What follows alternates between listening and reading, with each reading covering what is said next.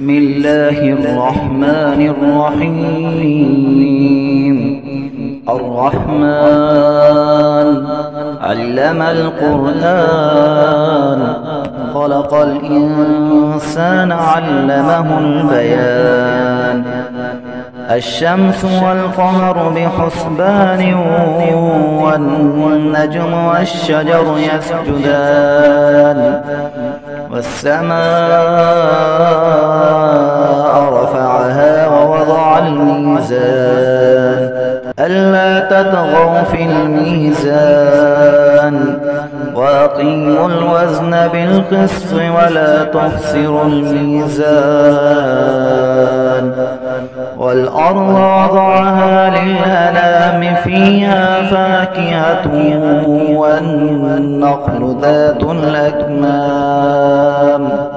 والحب ذو العصف والريحان، فبأي آلاء ربكما تكذبان. خلق الإنسان من صلصال كالفخار، وخلق الجان من مارج من نار. فبأي آلاء ربكما تكذبان. رب المشرقين ورب المغربين، فبأي آلاء ربكما تكذبان. مرج البحرين يلتقيان، بينهما برزخ لا يبغيان. فبأي آلاء ربكما تكذبان. يخرج منهما اللؤلؤ والمرجان، فبأي آلاء ربكما تكذبان.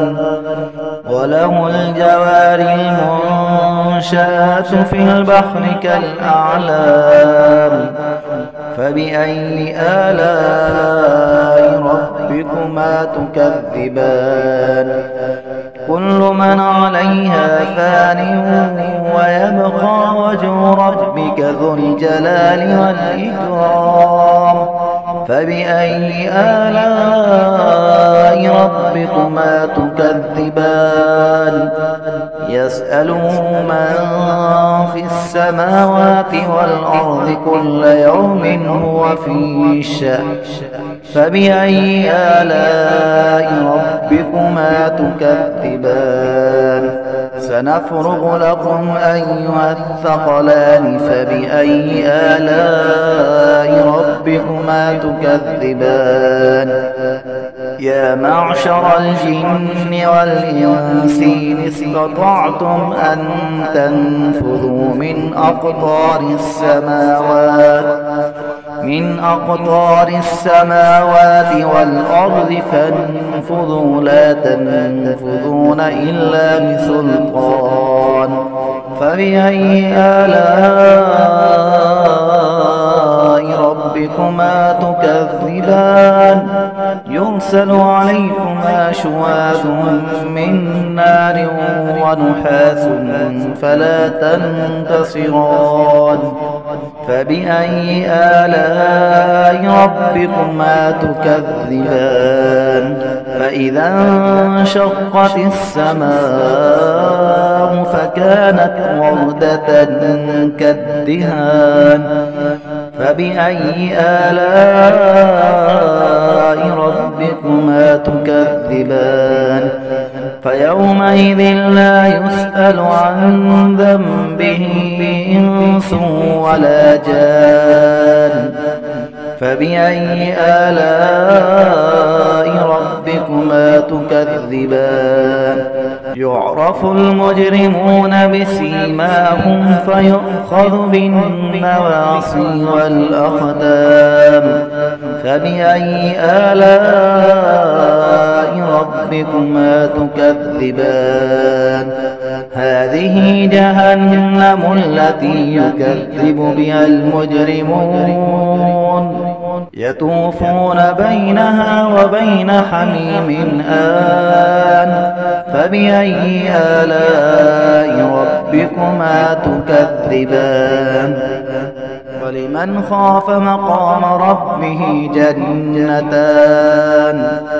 فبأي آلاء ربكما تكذبان ذواتا أفنان فبأي آلاء ربكما تكذبان فيهما عينان تجريان فبأي آلاء ربكما تكذبان فيهما من كل فاكهة زوجان فبأي آلاء ربكما تكذبان متكئين على فرش بطائنها من استبرق وجنى الجنتين دان فبأي آلاء ربكما تكذبان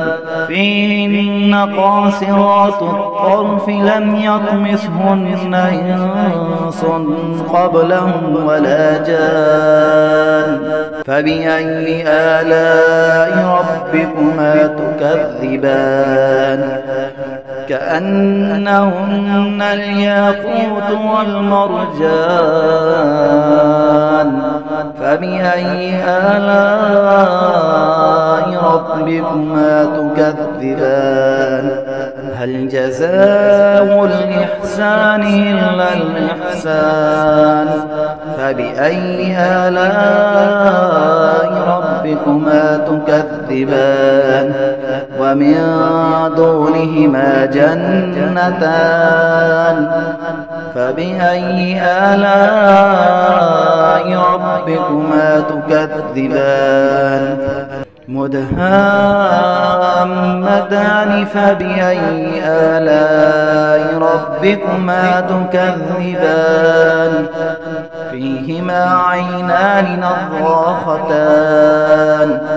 فبأي آلاء ربكما تكذبان فيهما فاكهة ونخل ورمان فبأي آلاء ربكما تكذبان فيهن خيرات حسان فبأي آلاء ربكما تكذبان حور مقصورات في الخيام فبأي آلاء ربكما تكذبان لم يطمثهن إنس قبلهم ولا جان فبأي آلاء ربكما تكذبان